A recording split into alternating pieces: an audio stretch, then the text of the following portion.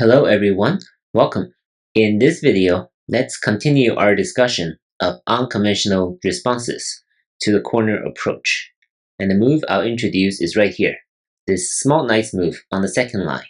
This move exists, it's a legitimate move under certain circumstances. So it is situational, and we'll leave this question until the very end. You can keep guessing in which situation is it good for whites to play this move.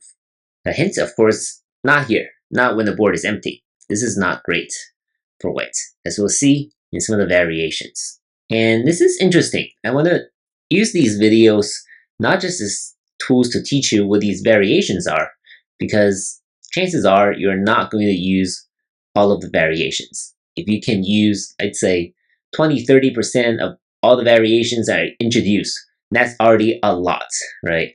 But these moves are very interesting because we can talk about what this game is all about. And by introducing all these variations, I want to teach you how to evaluate what's going on the board. And that's more important because most of the time for amateurs, myself included, we do not know what exactly we're doing. And it's very hard for us to evaluate our own moves, our own variations, what exactly went on. But these are Josekis that professional players have researched, that AI has played out for us, and we can evaluate them and understand how this game works. And this is actually a very good example. So number 6 looks like a very good move for beginners and many amateur players. Why? Because it does a really good job of sealing off the corner, right? This top left corner from the upper side or from the right side, right? There's just no way for black to push through. It seems super solid. This corner is basically already white's, and black is only on the outside. And of course, this is not a Joseki. Number 7 is a terrible move. You do not push, right? Do not push because this only solidifies white's corner. Because there are other moves that black can try, as we'll see later, right? This attachment, not right now, but once you have a setup here, this attachment will work, right? So there are other possibilities. Do not push. That's number 1. And that's about it. That's the only advantage white has. It really seals off the corner from the right side, but it doesn't do much else. Again, this is a move on the second line. If we're talking about the opening, then what we're really considering here is that this exchange between a black stone on the third line and a white stone on the second line, in principle, this is going to benefit black, even though, as we said, this white stone on the second line is doing a good job of surrounding the corner. And as we'll see, this will cut both ways, right? This will cut both ways. And in many variations, they're not viable for white. The problem with those variations is that white made this exchange on the second line, and this is not good enough. Why is it not good enough? Because other moves that we've seen so far, let me remind you, put a lot of pressure on number 5. Right? This is literally taking a liberty off of number 5. You can understand that way if you take Sente, then the next move can be really harsh. This is also pretty harsh, right? We talk about pincers. Black cannot develop on the upper side, and potentially white has moves like this, right? So again, number 6 is actually putting a lot of pressure on the stone. The kick puts a lot of pressure on this stone, but right here on the second line doesn't really put a whole lot of pressure, right? So let's get into some of the variations. One variation is actually for black to approach again here from the left side. And if white plays the pincer now, this is actually really slow. As you can see, if black just extends on the left side, then this 5 and 6 actually favors black because number 6 is simply too slow. Where should it be? It should probably be here instead, playing this pressing attachment, putting pressure on the stone. Even in this very simple variation, black already benefits from this exchange.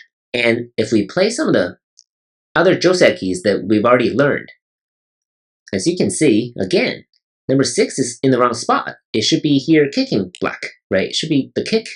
Black will extend at F16, and then white will probably connect here at D15, right? That should be the variation. But number 6 is not putting nearly enough pressure.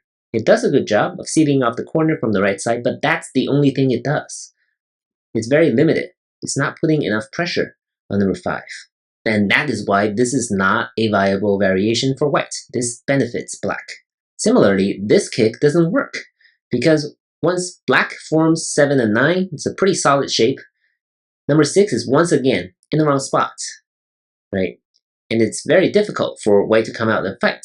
Even if you fight this way, it's not putting enough pressure on number 5. And there's a whole lot of weaknesses here in the corner for white. So this is not viable. Again, not viable for white. So what should white do in this situation? AI would suggest right here, right? Just coming out, this diagonal move, very solid, and really disconnecting these two black stones. And what should black do? Right? If you're black and you do not want to contest the corner, again, you can just extend on either side, depending on the situation. But what's ironic is that even after number 6, black, after the setup, and number 5 and number 7, number 9 can actually take the corner from white. And that's really interesting. Right? So here, clearly, white should block from this side. If you block from here, then it doesn't make any sense. Black would just take the corner very easily. So you should block from here. But there's a good move, given the setup at 5 and 7, and that's right here. The 2-2 diagonal move. And what this does is that it's really threatening to connect with number 13 here on the left side, and with this push and cut, potential cut, number 6 will be dead from the upper side. But neither of these is a Joseki or a viable variation. But let's look at both. So white has this move, but it's very important for black to know what the next move should be. It should be right here, this kind of a bumping move, threatening this cut. If white connects, then this will be pretty good for black. And number 15 cannot be cut off from number 7. So in order to cut number 7 off, white Atari here and connects again. Now because of number 14 here, white can Atari and black will capture the stone. Black is alive on the corner and white still owes a move here, though it's not absolutely necessary for white to play on the outside. Of course, this is going to be very big, but when the board is empty, these approaches, the 3-3 invasion, is just as good as connecting here. But if we look at this shape, this benefits black. Why? Because number 5 and number 7 are far from dead. They're only a little hurt, but they're far from dead. And they could be very much alive on the outside. So white doesn't really have a very solid wall. And that's a very big problem in this pattern. Because normally, if black only lives like 5 points on the corner and white has a wall, it will certainly favor white. But here, because of number 5 and number 7, black has the potential of limiting the use of white's wall. And that is why this variation favors black. But it is a viable Joseki playable for both sides. If you're white in the situation, right, if you're good at attacking, then you might be able to make use of this wall. And if you're bad at reviving stones like 5 and 7, then maybe this is not the variation for you to play as black. Another way white can play is to play right here, disconnecting number 7 from the corner. And now what black should do is push here. Right? You can't push here. This way, white will have a tiger's mouth, and black will all be dead. But what white will do, once again, it's a very easy mistake for beginners to make, because beginners and many Q players like to push. When they see a push, they want to push. And after number 15, white is at a huge disadvantage because number 6 is already dead. Right? This is where you have to use a little bit of your imagination. And that means number 6 is actually not dead, even though it's cut off. You can crawl here first without reducing your own liberties, right? Because after number 15, number 6 only has 2 liberties left instead of 3. Now you have 3. You can crawl here. And what happens now is that black can only connect. This is black's only move. You might think black can hane and try to kill these 2 white stones. It's not that easy. White can cut first, and black is already in trouble, right? If black needs to save number 15, and white can play at number 18, right? It's going to sacrifice number 16, but the corner will be cut off, and this will be pretty good for white. And if black extends here, now white can cut, right? And now white will keep crawling. Black still doesn't have the hane, because black is short on liberties on the outside. White can still cut. Number 19 is under pressure, right? So you have to save number 19, only 2 liberties left. But these 3 stones will be dead after number 22. There's just no way for black to push out. This is the best you can try, but these 5 stones now will be dead. So this is not viable for black. So the best black can do is to keep extending on the outside, and the corner is already dead, right? So this is going to be very good for white. And that is why black cannot try to contain white from the bright side. And the best black can do is right here. Now white, if you have a chance, always consider getting on the 3rd line instead of always crawling on the 2nd line, right? So number 16 is viable here, and this will develop into a fight. So black has a little bit of eye space, not completely alive yet, and both white groups are doing okay. They're not 100% alive either, and this will be a fight. This is viable for both sides. So that's number 9, right? Already it's getting pretty interesting. After the setup, number 6 is not doing that much, right? It's just a move on the 2nd line that can escape potentially, but the fight itself doesn't necessarily favor white. So that's number 7. That's the best response according to AI against number 6 on an empty board like this. The high approach also exists, not as good, right? You might be hoping this exchange from white, then this will be pretty good. Black has a solid shape, and again, 5 and 6, this exchange favors black because number 6 is simply too slow, and black is almost surrounding, enclosing white, right, into the corner. So this is going to be good for black. But what white can do is play a pincer on the outside. Now black will probably consider this move, but moves like this will just allow white to live in a corner, right? White can play here or here. Both should be able to guarantee the survival of white on the corner, and black can jump out like this. So this is viable for both sides as well. Or white can just play something like this to cut off number 5 and 7 and start a fight.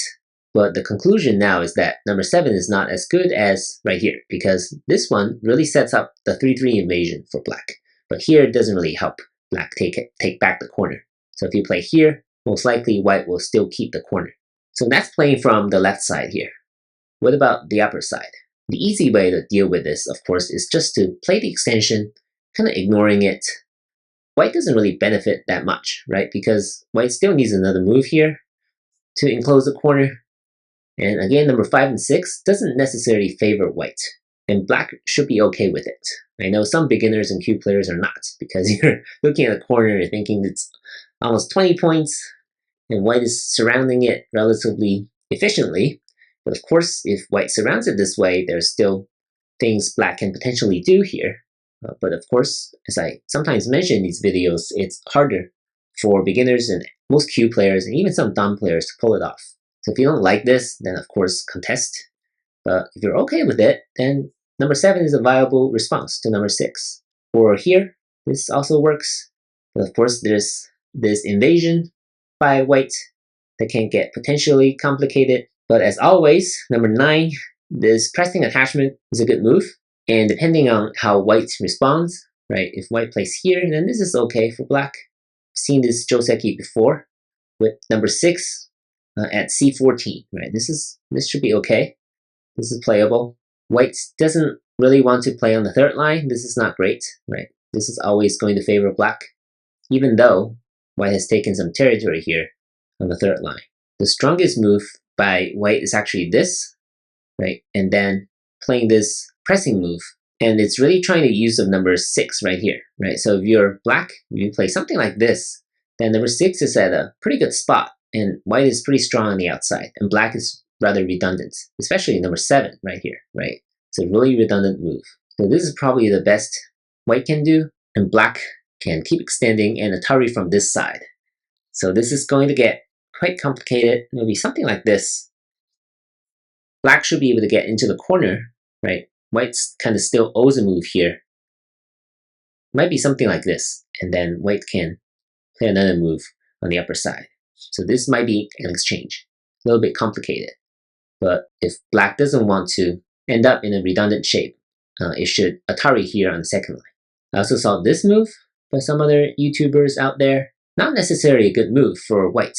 Black can just cut it off and start a fight. Some people are even teaching this move. Not great. Black can just keep extending. If white connects here, then number 7 is at a good spot, right? Can kind of enclose white here. I think we can cut May not be the best move, but you can surround it. It's a bit cold for white. And this way, this is going to favor black, right? Because black is a wall, and white is not doing much on the upper side. If white plays here, then the corner is very vulnerable, right? So this is not going to be that viable for white. So I don't like number 8. It's kind of a little trick move that you just have to cut it off and fight for black. If you play here, again, it's a little too slow, and white will play on the outside. So there's a chance white might be able to take advantage of black if you play in number 7. So maybe that's why you can play here, it's safer, or here, for beginners and Q players. And lastly, let's talk about right here, this move. So as I said in the beginning, this is not a good move. If you push, you're only solidifying white, and number 7 is doing nothing. And this attachment is a little premature in this situation. If you don't have any setup, then this is not going to work. Right? You can cut here.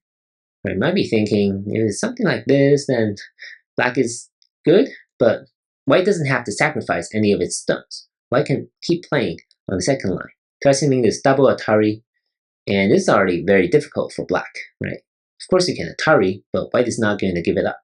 And there's a major weakness here. Right? If it's something like this, then the corner is very big, right? Number 7 is cut off, basically was sacrificed for nothing. Even if white plays here, then this is not bad, right? This is not bad for white. And black still needs another move on the outside, right? Something like this. This is still good for white. The corner is still solid. But the best move for white in this situation is right here. So number 7, number 9 will be an overplay. So black will need to set it up right here. And now white can either play here, right? Solidifying the corner, and black can jump. White can jump, play any corner closer here. Any these 4 should be okay, depending on what's on the left side or the lower left. And black can just play an extension on the upper side, most likely on the 4th line in this situation. If the upper right is white, you can play on the 3rd line as well. So this is a viable Joseki for both sides. Black is pretty solid, and white seals off the corner from this side, but there's still Aji on the corner, right? Aji is like potential ways for black to make some trouble, or at least, right, these are co-threats, I would say. They're co of comparable value, then this will be a co-threat, right? Threatening to live on a corner, things like that. It could be pretty annoying for white. And if it's something like this, then in the future, if black has stones on the left side like this, then black also has moves like number 13, potentially harsh, right? This is a very big endgame move that basically takes away many of white's points in the corner. If white doesn't allow black to play, then black can come into the corner, make some trouble, maybe get into a race to capture. It will get really complicated. So white doesn't really have the corner yet. But of course, again, it will be harder for beginners and many Q players to pull it off as black. To take advantage of the relatively open corner, you might just give your opponent the entire corner in the end, and that's not great, but gradually you should learn some of the moves, making some trouble. At least use these 3-3 invasion as co-threats and see what happens, right? At least play these 3 moves and see what happens. Lastly, a harsh move from white will be this pincer. Pincer is pretty harsh, right? It's really trying to attack these 2 black stones, and it exists. The correct variation looks something like this, right? So black has the number 9, this attachment after the setup, these 2 moves at 5 and 7. And the best white can do is this Hane at number 10, right? It's kind of securing the corner. You can play at number 12 or this. It's the shape here, according to some books. So either will work, and we'll probably just want to jump out, right? Something like this might work. White will take the left side, and black kind of plays a counter pincer here. Or black can play something like this, just to get out. And white's corner is mostly settled. I wouldn't worry too much about the corner not being alive, and white can play on the upper side, right? So this will be a fight, and it's white's choice to trigger it. One last thing to note, right? You might be curious what happens if white pushes and black cuts here. It's not going to turn out well for white, right? If the board is empty on the left side, if there's only number 8 here for white. So white will have to crawl here twice, Right? Only 3 liberties left, so you really have to increase your own liberties. You can't just play the Atari on the outside. It's not going to work. It's all going to die, right? So white will have to increase its own liberties, and now black will have to play this Atari. And the best thing for white to do is actually to give up number 4, which is actually kind of painful in this situation, right? It might be something like this. And black is actually in a very good position, very strong, already alive, and white is relatively small. And these 2 stones are not completely dead yet. So this definitely favors black by a lot. If you escape, then black can keep up the pressure here, threatening to capture these 2 stones on the ladder. So white will probably have to play this, and this will make it worse, because after number 19, white is already dead on the corner. When I play this, it's black. You cannot play this, because this way, white will win, right? But you can play on the outside. If white takes the corner this way, then this is still going to be good for black. Black takes the outside. White plays here. Now black can connect, right? Threatening to make this eye. This will be a real eye versus no eye situation, because these are all going to be fake eyes for white. So this is not going to be okay for white. So if you do get to this point as white, you just have to cut your losses, play number 16, and maybe you have this move depending on the co-threats, what's happening elsewhere on the board. But here is probably just going to be number 18, and this will settle the shape. And this is not viable for white, once again. So that is why the only viable move here is right here, number 10. Still good, right? You're still saving the corner. It's basically alive. It's a good position for white to have. And black half swallowed number 6, which is a real eye. You can find another real eye here. So black has basically 1 real eye, and black can jump towards the center. So this is going to be a fight. And lastly, let's talk about in which situation this move is a good move, right? So we saw variations where this exchange really favors black, because number 6 is not putting enough pressure. It's on the second line. It's not really touching. Number 5 is not the kick. It's not the pressing attachment. It's not the pincer. It's not putting enough pressure.